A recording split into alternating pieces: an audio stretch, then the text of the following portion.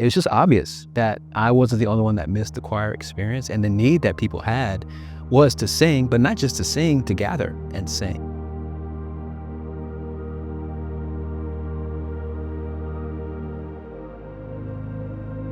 So the story behind the choir room is I grew up in church. My grandfather on one side was a Baptist pastor, and my grandfather on the other side was a Pentecostal pastor. And I grew up in church, kind of like people have small groups now. All I knew was choir. That's how I met the Lord. That's how I learned scripture. That's how I built a community.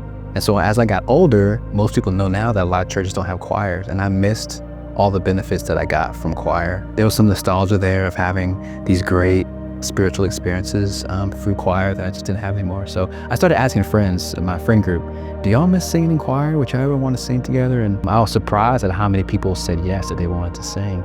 And so I kind of lobbed up a prayer one day. I said, someone should start a choir, but if you want me to do it, I need an organ and a piano, because that's what I grew up listening to as a singer, musician. And God provided that through my alma mater, Belmont University.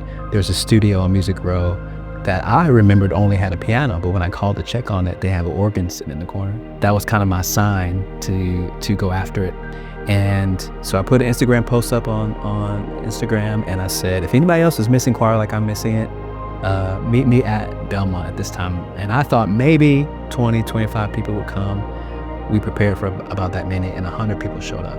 And they were so excited to be there. We had such a great time that night. They asked me where the next choir room would be, and I said, there is no other choir room. This is supposed to be a one-time fun event.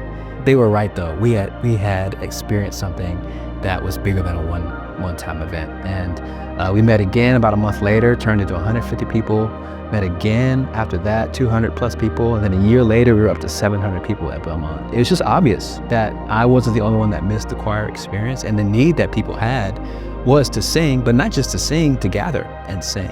Because of all the things that happened during COVID, and even some of the turmoil of people maybe moving away from church, or maybe their faith being diminished. There's something about singing that doesn't require you to have your doctrine correct. It invites you to participate at the level that you're in. And so I think people needed to experience the presence of God and the community of people, maybe outside the Sunday experience. And so we just sing gospel songs all the way from hymns, Amazing Grace, Grace Thy Faithfulness, to Kurt Franklin and Fred Hammond, to worship music. The choir room has become a place where people, they find their voice and they experience the presence of God.